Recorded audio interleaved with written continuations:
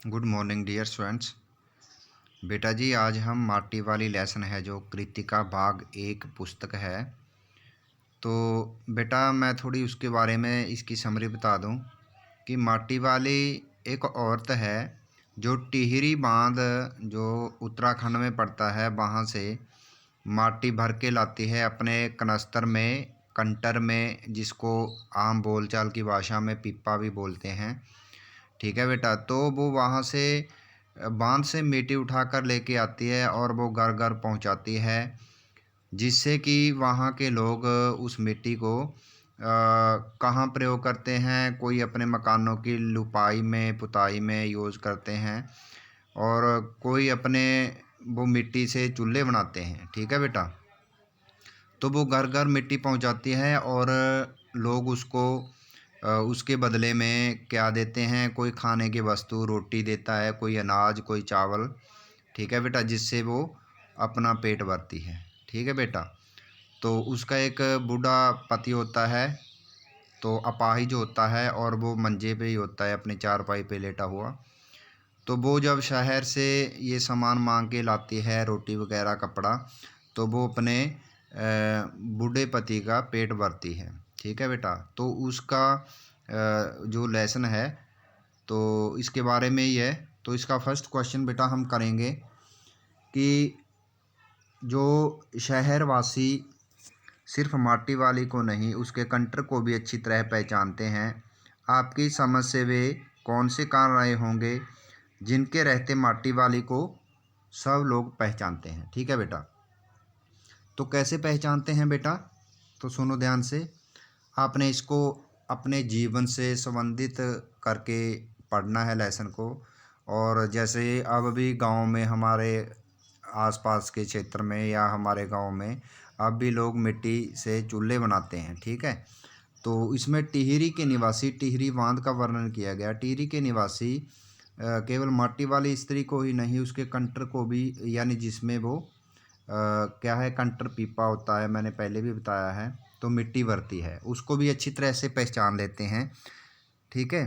क्योंकि वो सिर पे रखा होता है और हर घर में वो माटी पहुंचाती है, तो हर रोज़ का उसका यही काम है। ठीक है।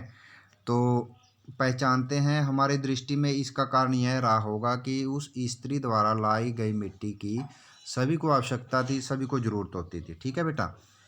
तो वे उससे परिचित थे, उसको जानते थे और उसी से मिट्टी मंगवाते थे।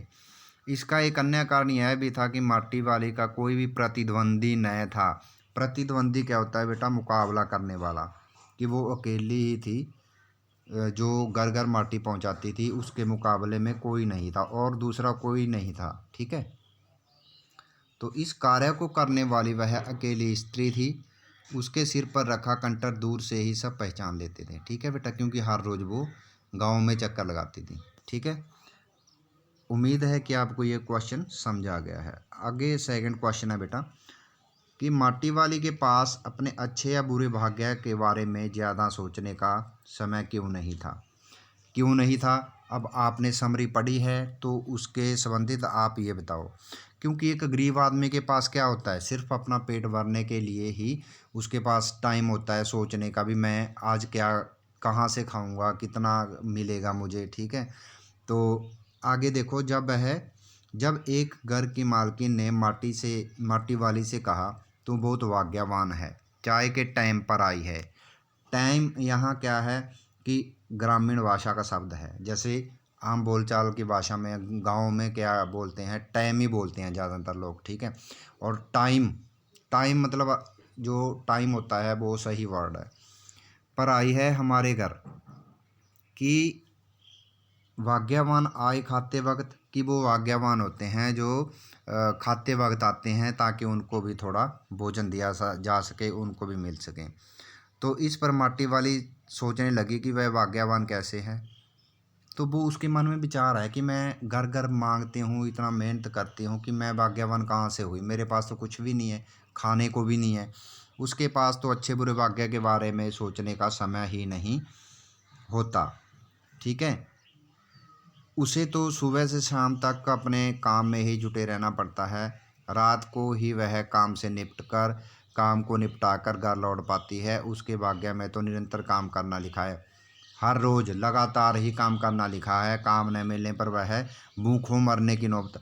अगर वह काम नहीं करेगी तो वो भूखी मर जाएगी, कि एक दिन भी अगर काम ना करे तो भूखी मर जाएगी वो। ठीक है, उम्मीद है कि ये क्वेश्चन भी आपको समझ आ गया। आगे बेटा नेक्स्ट क्वेश्चन है, भूख मीठी की भोजन मीठा से क्या अभिप्राय है। इसका क्या अभिप्राय है। जब माटी वाली स्त्री चाय को साग की तरह बताती है कि बहुत स्वादिष्ट है, यानी साग का मतलब है कि बहुत ही स्वादिष्ट वस्तु होना, खाने की कोई भी चीज़ है। ठीक है, चाय को साग की तरह बताती है कि जब भूख होती है तो कोई छोटी से छोटी चीज़ भी अगर खाने को मिल जाए, रूखी मिस्सी भी मिल जाए, तो वो भी एक साग की तरह होती है। कि भूख भूख तो अपने आप में एक साग होती है। भूख के समय भोजन की मिठास नहीं देखी जाती। पहले भूख मिटाने का उपाय किया जाता है, और भूख मिटाना अधिक आवश्यक है। भोजन मीठे की तो बाद में बात आती है, यानी पहले तो भूख ही मिटानी होती है। ठीक है, तो उसके बाद ही पता चलता है कि स्वादिष्ट भोजन का क्या आनंद है। पहले तो भूख मिटाने की ही नौबत रहती है। ठीक है बेटा, आगे बेटा फोर्थ क्वेश्चन है कि पुरखों की गाढ़ी कमाई से हासिल की गई चीज़ों को हराम के बाद बेचने को मेरा दिल गवाही नहीं देता। मालकिन के इस कथन के आलोक में विरासत के बारे में अपने विचार।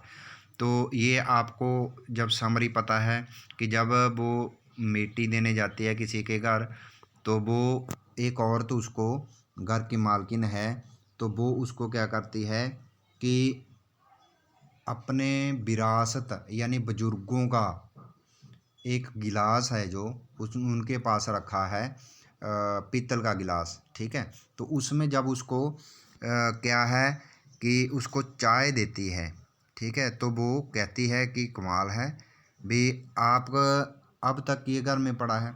और वो मालकिन ये कहती है, मालकिन के इस कथन में उसका विरासत के प्रति सम्मान का भाव झलकता है। मालकिन ने तंगी के दिनों में भी पुरखों की गाढ़ी कमाई से बहुत सख्त मेहनत से इकट्ठी की गई विरासत। विरासत का मतलब होता है पुरानी चीज़ें हैं जो अपने बुजुर्गों की। ठीक है बेटा, तो इस कथन से पुरखों के प्रति सम्मान का भाव भी प्रकट होता है। मालकिन घर के पीतल के बर्तनों को संभाल कर रखती है, वह उन्हें व्यापारियों को नहीं बेचती। परंतु आजकल आम देखा गया है कि अगर गरीब होता है आदमी, तो वो नया पुराना चीज़ मतलब वस्तु कोई भी बुजुर्गों की है वो बेच देते हैं, और उनको मतलब आगे पैसे उसके कमा लेते हैं। ठीक है बेटा, तो उसने जो लेडीज़ है, औरत है, तो उसने ऐसा काम नहीं किया, और बुजुर्गों का उसने इतना आदर सत्कार किया है कि वो उसने उनके बर्तन हैं जो वो सांभ के रखे हैं। आगे बेटा क्वेश्चन नंबर 5 है, माटी वाली का रोटियों का इस तरह हिसाब लगाना उसकी किस मजबूरी को प्रकट करता है। कि वह गरीब थी।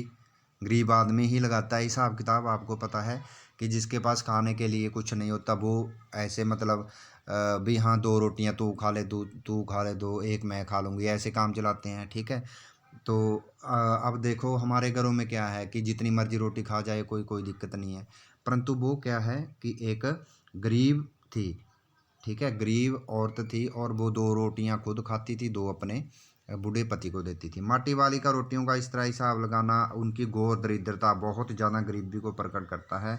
उसके सामने अपनी तथा अपने बूढ़े पति की रोटियों की व्यवस्था की मजबूरी हमेशा रहती थी। ठीक है बेटा, आगे है क्वेश्चन नंबर 6 है कि आज माटी वाली बुड्ढे को कोरी रोटियां नहीं देगी। इस कथन के आधार पर माटी वाली की हृदय, उसके दिल के भावों को अपने शब्दों में लिखिए।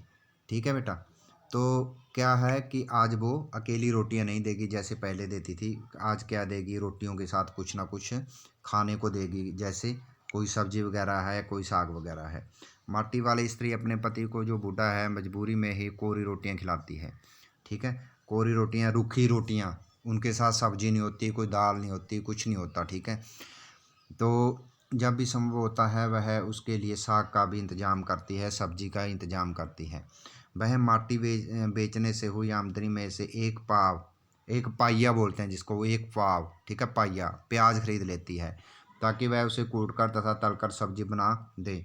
माटी वाली इस सोच से उनके हृदय में अपने वृद्ध पति, बूढ़े पति के प्रति प्रेम की भावना का पता चलता है। भी कितना प्रेम है उनमें, ठीक है बेटा। आप चाहे वो रूखी मिसी खा ले, बट क्या है कि अपने पति को वो कुछ ना कुछ देना चाहती थी, कि साग मतलब प्याज लेके आई थी जो पाइया, तो उनसे वो कुछ ना कुछ बना के यानी तल के काट के उनको फिर उसको रोटी में परोसना चाहती थी। वह अपने वृद्ध पति का बहुत ध्यान रखती है और उसे भरपेट भोजन देना चाहती है, ठीक है बेटा। तो इसका लास्ट क्वेश्चन है, गरीब आदमी का शमशान नहीं उजड़ना चाहिए, इस कथन का क्या आशय है। टिहरी बांध की सुरंगों के बंद होने से शहर में पानी भर गया था। लोगों के घरों के आसपास शमशान घाट भी डूब गए थे, ठीक है। जो टिहरी बांध था तो उनके वजह से लोगों के शमशान घाट भी डूब गए थे और जो घर थे वो भी पानी के भर गए थे, ठीक है। इस पर माटी वाली स्त्री ने कहा, गरीब आदमी का शमशान नहीं उजड़ना चाहिए, उसका सहारा है जो जहाँ रहता है वो नहीं उजड़ना चाहिए, ठीक है। बाढ़ जैसी आपदाओं से गरीब का झोंपड़ा नष्ट नहीं होना चाहिए, ठीक है बेटा। तो मुझे उम्मीद है कि ये क्वेश्चन आंसर आपको समझ आए हैं, बहुत ही आसान हैं। तो आपने इनको अच्छी तरह से रीड करना है, लर्न करना है, और मैं नीचे इनका टेस्ट दूंगा, तो आपने टेस्ट करके मुझे सेंड करना है बेटा, ठीक है। और एक उसके बाद एक है, बच्चे काम पर जा रहे हैं, तो वो कविता है, मैंने कई बार आपको करवाई है, उसका भी आपने विषय वस्तु समरी है जो वो लिखनी है टेस्ट में, ठीक है। तो वो भी रीडिंग करनी है और इसके बारे में भी रीडिंग करनी है आपने। ओके बेटा, थैंक यू।